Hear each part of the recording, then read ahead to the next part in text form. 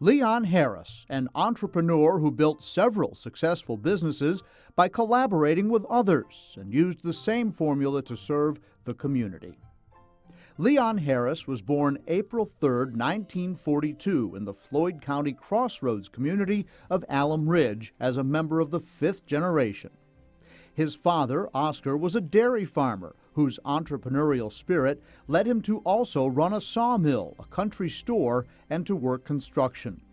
Mother Linda was a homemaker who looked after Leon and his four siblings. She would later take jobs in the local textile plant and cook at an elementary school.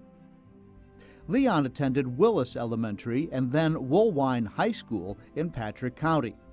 He was a pitcher for the high school baseball team and a guard in basketball. He was in the Beta Club, served on student council, and participated in 4-H.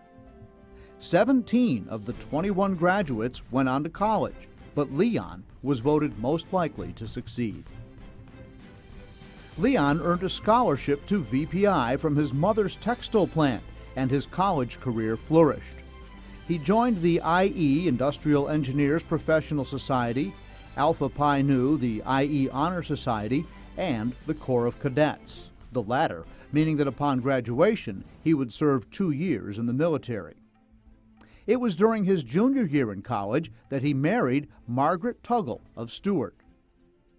Upon graduation, Leon accepted his commission into the Corps of Engineers. He went through training at Fort Belvoir and an assignment at Fort Campbell, Kentucky, where he became platoon leader and executive officer in Headquarters Company. In 1966, he was promoted to first lieutenant, given command of C Company and orders for Vietnam. Just 3 months before departing, Margaret gave birth to a daughter, Pamela.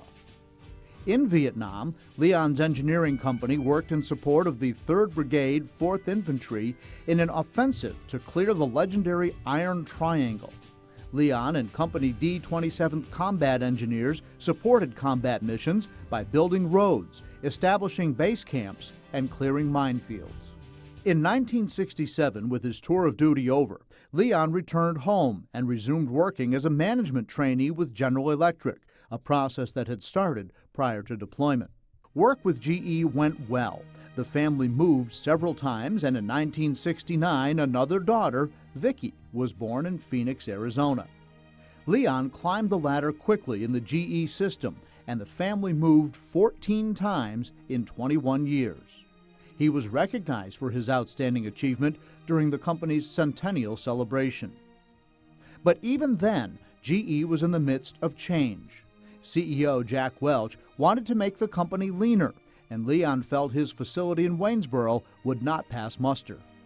In 1983, he left GE, while his marriage to Margaret dissolved as well. 4 years earlier, he had joined a group of investors in purchasing the Waynesboro Broadcasting Company and WAYB Radio. Leon was president and part owner for 13 years, learning, as he says in broadcast management, that cash is king. The economy led to the decline of the business, and Leon moved on once again.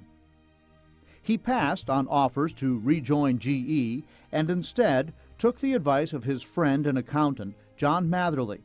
With the financial backing of friends Ken and Nancy Bowman, he acquired a small telecommunications company in Roanoke called Telepath.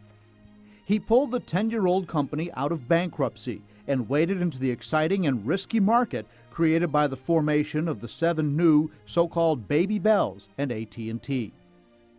Telepath was well suited to meet the needs of these companies that needed new products that could be brought to market quickly. Telepath grew to 71 employees with a customer base that included all of the domestic telecom service providers in the United States. As Telepath grew, so too did Leon's personal life. In 1983, he married Beverly Ann Yancey. She had grown up in Annandale, graduated from what was then James Madison College, and taught school for 12 years. Beverly had 2 children, Melissa and Jonathan. By the late 80s, business at Telepath was booming.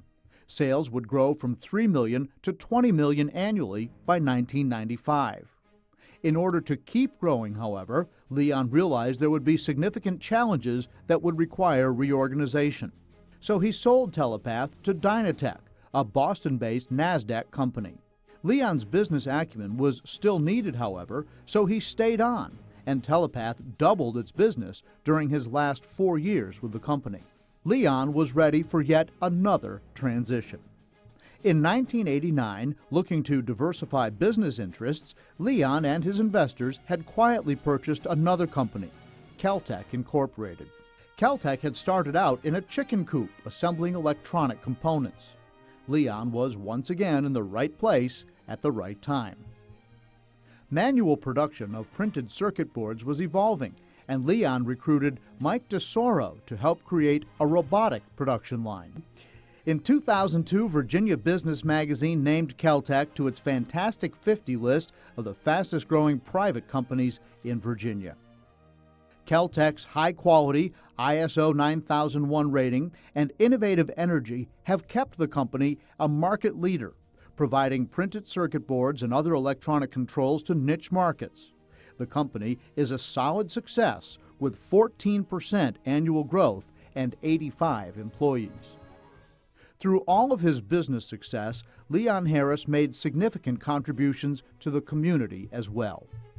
Back in Waynesboro, he served 9 years on the school board and was chair in 1982. He was president of the Virginia School Board Association, a member of the Chamber of Commerce, the Jaycees, and named Waynesboro's Outstanding Young Man. In 1981, he was president of the Waynesboro YMCA. Today, he serves on the Virginia Tech Intellectual Properties Board, the Patrick County Education Association, the Taubman Museum of Art Board, and serves many other Roanoke area-based charities. His proudest accomplishment has been the evolution of the New Century Technology Council, newly renamed the Roanoke-Blacksburg Technology Council, at 450 members strong. Leon has mentored 19 young startup companies in the past 25 years. He and Beverly are in the final year of a 3-year commitment to serve as Roanoke Regional co-chairs for the Campaign for Virginia Tech. They are members of the Ut Prosim Society, creators of scholarships for Patrick County High School grads, Virginia Tech, and JMU. They funded the theater lobby for JMU's Forbes Center for the Performing Arts, and in 2000, Virginia Tech named the Manufacturing Process Laboratories in Whitmore Hall in their honor.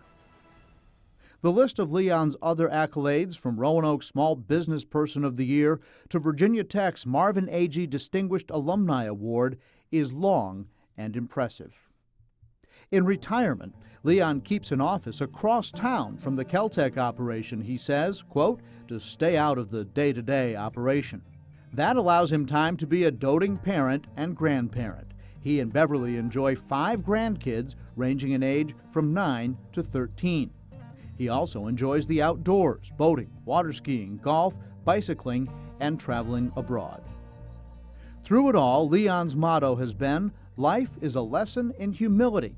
He says to admit your mistakes, seek input from others, say thanks, and use we more than I.